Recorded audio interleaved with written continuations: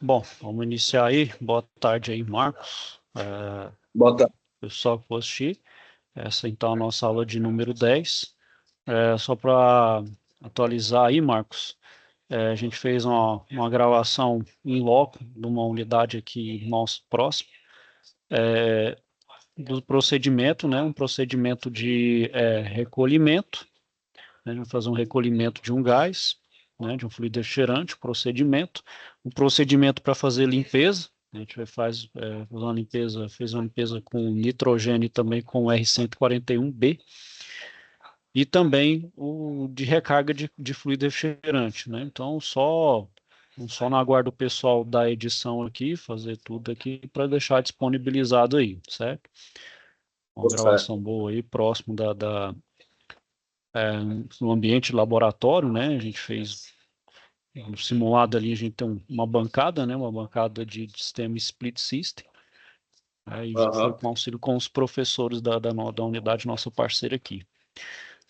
Bom, então hoje que eu quero falar aí, nessa aula de número 10, sobre refrigeração e climatização residencial, e falar basicamente aí sobre as falhas e os testes elétricos e mecânicos de refrigeração e climatização, e um pouco também da manutenção, né, preventiva, e manutenção preventiva do refrigerador, né, do refrigerador residencial. Bom, então, compartilhar a minha tela aqui.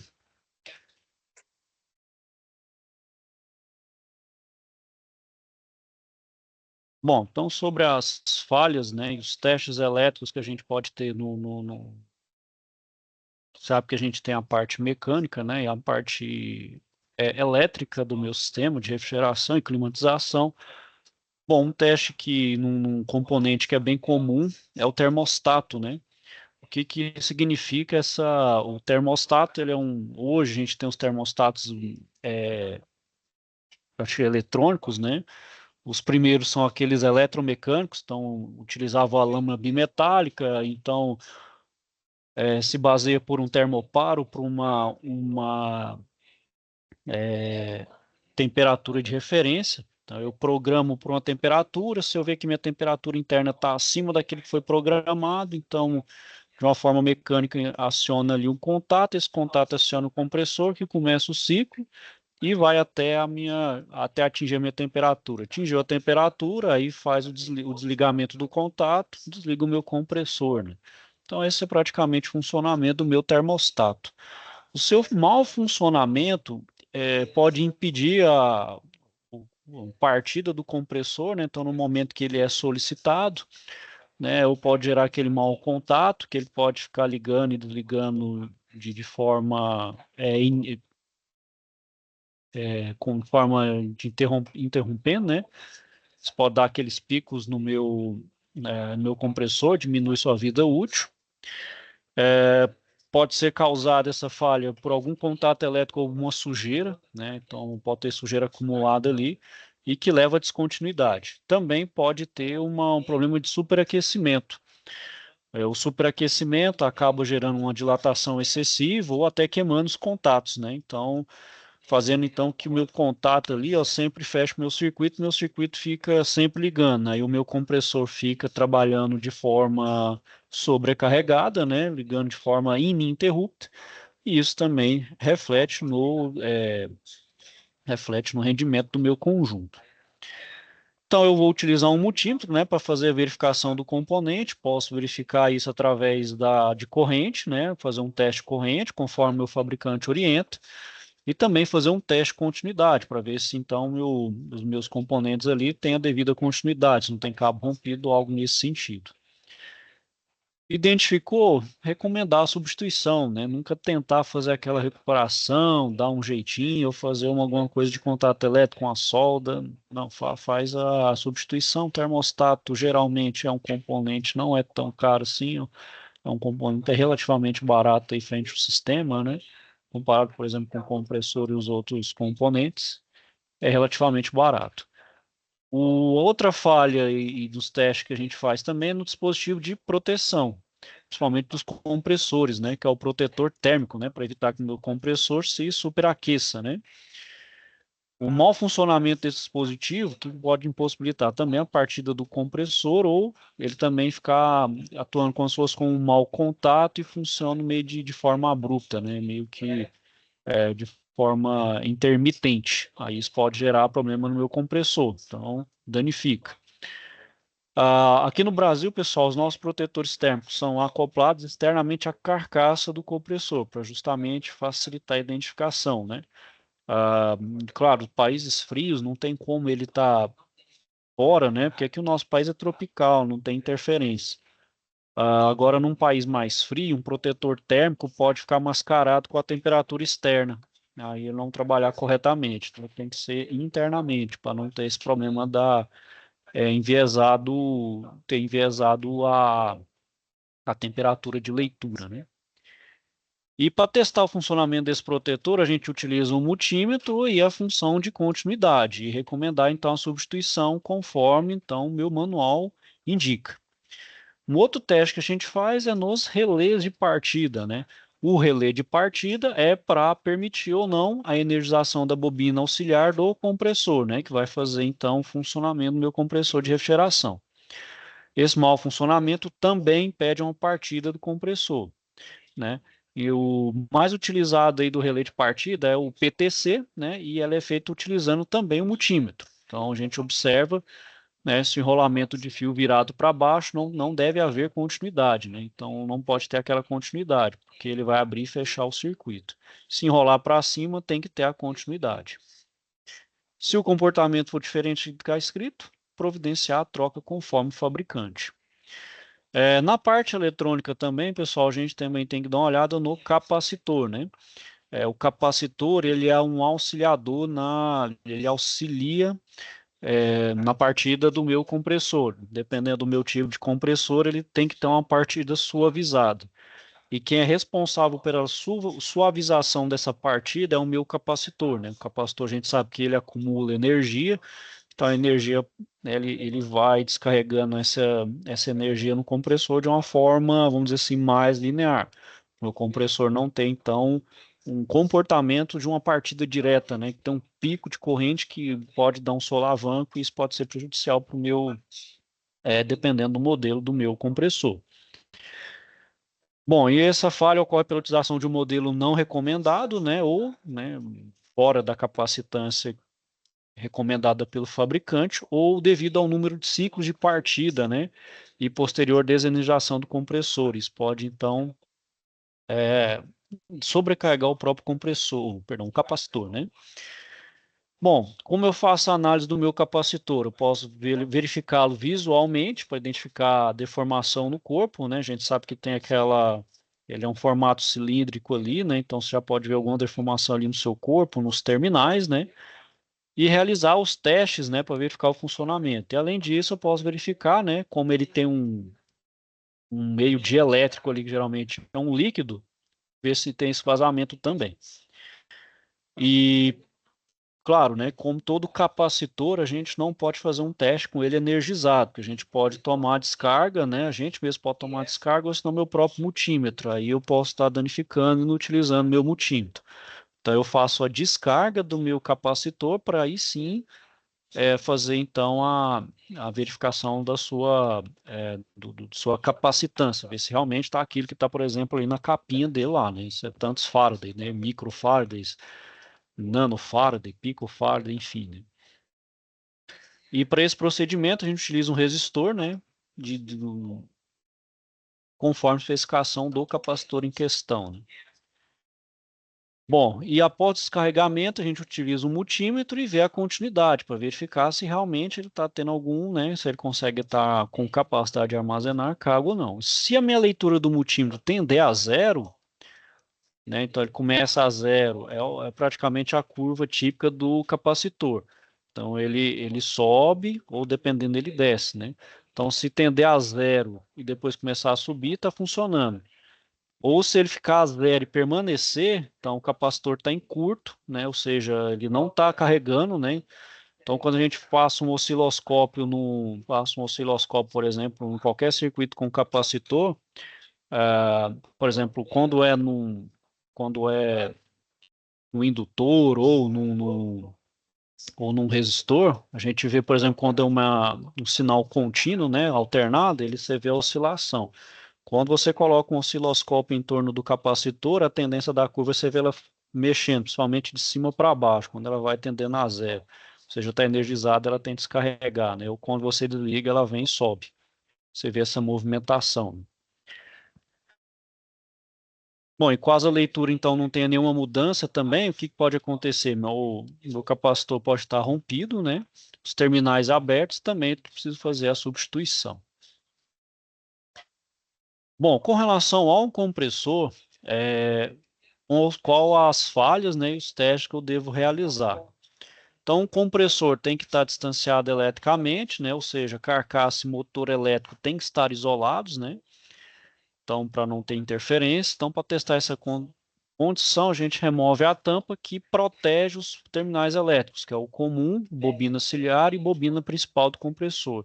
E com o multímetro eu testo a continuidade de cada um deles, né? Tanto da bobina, da principal, da auxiliar e do terminal comum, né? Se algum terminal houver continuidade com a carcaça, né? Ou seja, está tendo ali indício de curto-circuito, então substituir. Eu também posso verificar se tem continuidade entre os terminais do compressor. Então, entre algum deles mostra que o mesmo está com defeito e deve ser substituído. Bom, com relação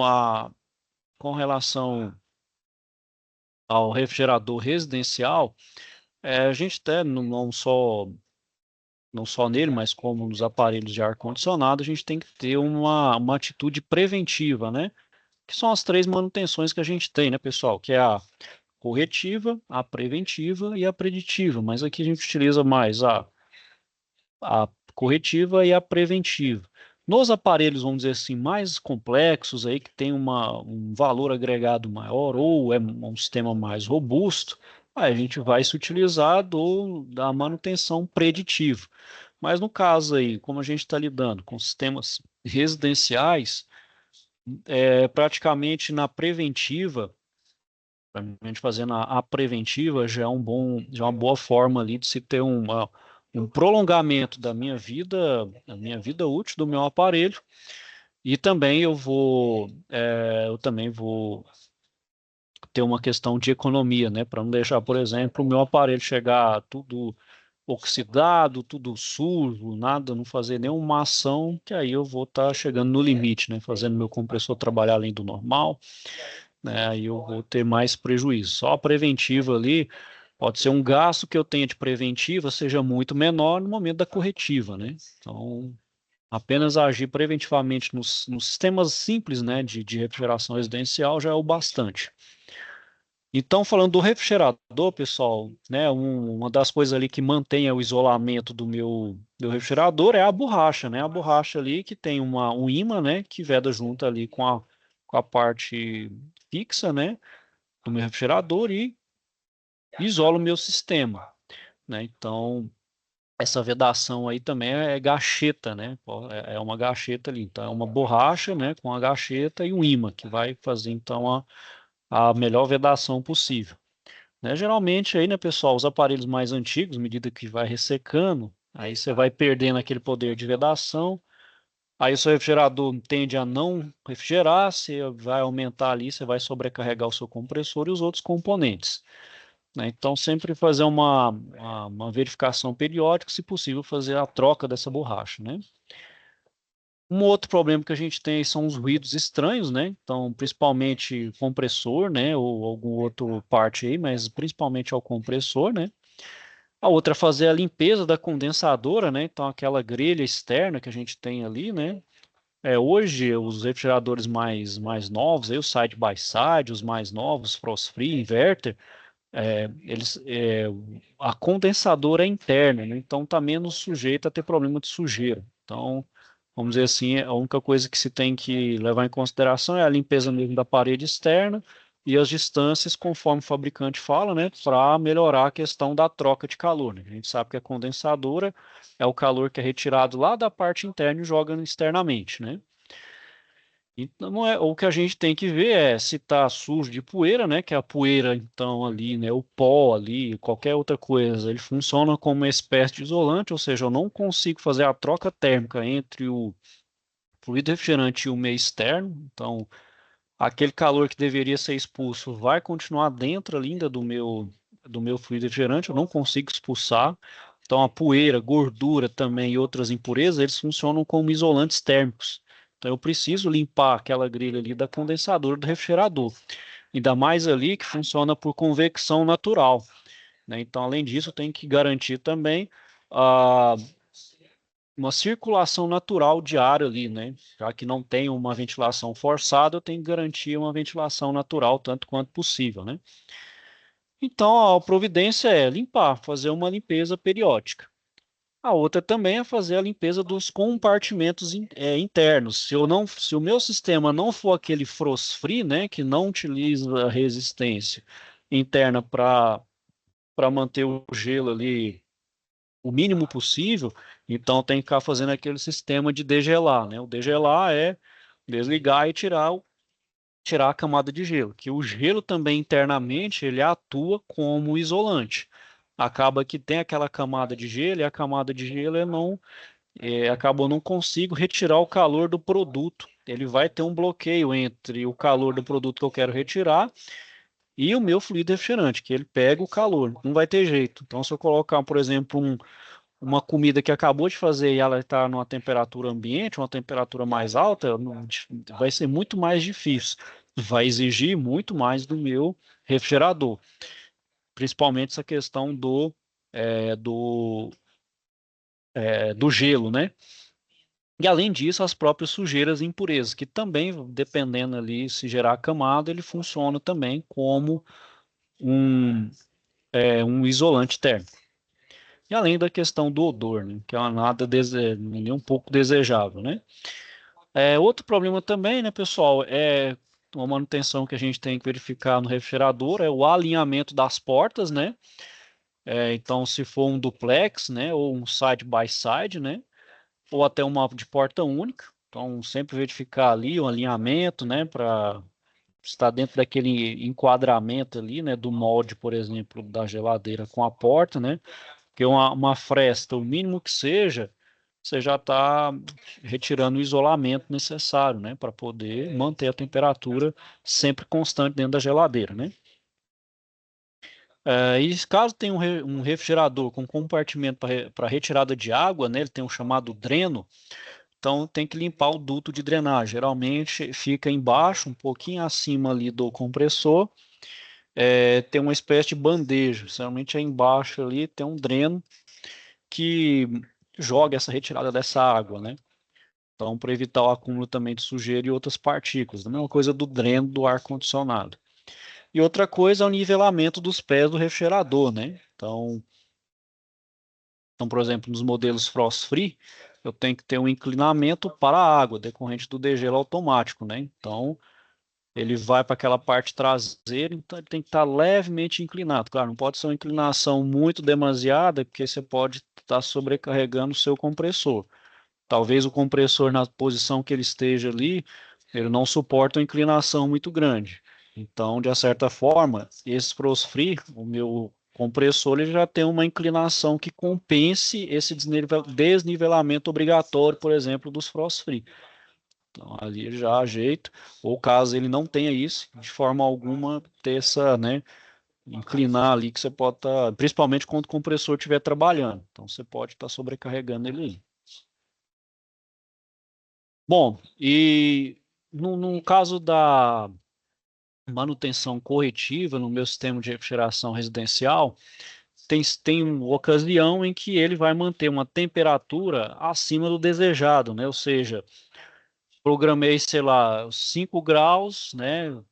8 graus e nunca atinge, ele sempre fica, por exemplo, 10, 12 graus, então não vai corretamente. Então, como eu tenho que fazer? O que pode ser feito, né? Ou qual o defeito que deve estar apresentando ali? Primeiro, termostato defeituoso, né? Então, testar ele, verificar na posição correta, né? Se é o que está indicado pelo fabricante, se não é um terceiro ali ou um paralelo que não tem nada a ver, e se não, ser substituído. Se for um termostato do tipo eletrônico, que utiliza sensor, né? Aí é testar, fazer os testes elétricos, né? E se apresentar defeito, substituir. E se o protetor térmico do compressor, né, igual eu falei lá, tiver com defeito, como oxidação, pode levar à perda de contato, né? O contato que faz justamente o acionamento do meu compressor, né? Então, eu não ativo adequadamente o meu compressor, né? Ou pode ficar dando ali oscilação, ou que ele pode ser acionado ou não, ou seja, ele pode ser acionado também de forma equivocada ou praticamente não ser acionado. Então, avaliar e substituir se for necessário. Por exemplo, o compressor pode estar danificado ou com falta de óleo. Os compressores que a gente tem nos nossos aparelhos residenciais são fechados, ou seja, teve indício de vazamento do óleo, alguma coisa ali, você não consegue substituir o óleo, ou você substitui todo o compressor, né? Ou não tem como. Só consegue, por exemplo, substituir o óleo aqueles compressores maiores, para sistemas maiores, aqueles mais robustos, né? Nesses residenciais não tem jeito. Ou você troca tudo, ou você troca ele no momento que é necessário, né? Atingiu a vida útil, tem que colocar um compressor novo. Outro problema que pode acontecer no caso do compressor é o vazamento, ao invés do lubrificante, do fluido refrigerante. Aí tem que fazer um teste ali de carga, né? Verificar se está a carga do fabricante ali indicado, né? Aí verificar onde está esse vazamento e realizar a carga de fluido refrigerante.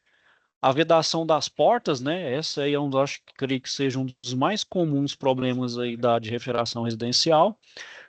Aquela borrachinha, né, com ímã não está vedando, né, ou aquela gacheta, né, que faz a união ali com a parte fixa, está danificada. Então isso é, não consegue atingir ali a temperatura, né? Se confirmado, realizar a substituição. E as luzes internas dos compartimentos, né? Então, quando a gente abre a porta ali, né, tem um interruptor que está fechado. Ele abre, aciona ali a iluminação. Se tiver sempre acesa, verificar a questão do interruptor, porque mesmo mesmo sendo lâmpadas ali relativamente fracas em termos de potência, elas geram calor. Então, se elas ficam ligadas de forma ininterrupta ali permanente, é calor a mais que você vai ter que retirar ali do seu refrigerador. E ali é como se fosse uma fonte de calor que está permanentemente ligada. Como é que você vai refrigerar a luz se ela está sempre emitindo calor? Então, isso vai sempre mantendo seu compressor trabalhando mais. Aí nunca o seu refrigerador atinge a temperatura desejada, né? Então, isso também é uma fonte de calor ali que vai ser difícil. Você não tem como refrigerar a fonte de luz. Claro, você refrigera ali ao redor, mas a fonte de luz vai estar sempre emitindo calor. A luz, ela é emissão de calor, né? Bom, é, também pode acontecer o contrário, né? Aí o meu refrigerador está trabalhando no sentido oposto. Ele está muito abaixo do desejado, ou seja, como se ele estivesse trabalhando a mais, né? Isso também implica em mais consumo de energia, né? Então, por exemplo, você está ali num período de frio, onde você não precisa tanto da ação do seu refrigerador, você pode aumentar um pouquinho da temperatura. Porém, ele nunca vai, ele, nu- aí ele vai trabalhar além. Então, você pode aumentar para poder, então, fazer com que ele trabalhe menos e gaste menos energia. Ele tem que ser testado, né? Pode ser que o termostato pode estar defeituoso e trabalhando no sentido inverso, por exemplo, da temperatura acima do desejado, né? Então, ser substituído, caso seja eletrônico, testar os sensores, se apresentar defeito, ser substituído. E o protetor térmico também pode estar com defeito que leva a não desenergizar o compressor, né? Ou seja, ele vai ficar ativando o compressor de forma indefinida. Então, com isso, tem que ser avaliado e substituído, caso necessário. É, ok, Marcos. Então, era isso aí que eu queria falar hoje. Aí na próxima aula eu vou falar da manutenção corretiva aí dos sistemas de climatização, Uhum. certo? E da parte da manutenção. Então, alguma dúvida aí, questionamento? Não, tá tranquilo. Certinho? Aí, como falei Certinho. aí, Marcos, aí na próxima semana ou mais tardar na outra, aí a gente consegue já disponibilizar o vídeo aí Ele ficou bacana aí, consegue ser visualmente muito bom Ainda vai aí. ter, ainda tem muito conteúdo para frente ainda ou já está perto de finalizar o curso? Não, já está próximo. Essa aqui é a aula de número 10. Aí vão ser mais duas aulas, né? Vai ser mais uma e a outra que vai ser com a gravação, ela é praticamente uma aula de encerramento mesmo, com os procedimentos, onde eu vou explicar os procedimentos lá passo a passo. Não, beleza, então, fechou. Certinho? Bom, então Certinho. isso aí, vou finalizar aqui por hoje. Caso tiver alguma dúvida, questionamento, só me procurar aí, tá bom, Marcos? Vou desejar a Beleza, você uma valeu, boa professor. tarde. Fique com Deus e até a próxima. Igualmente. Até mais. Ah.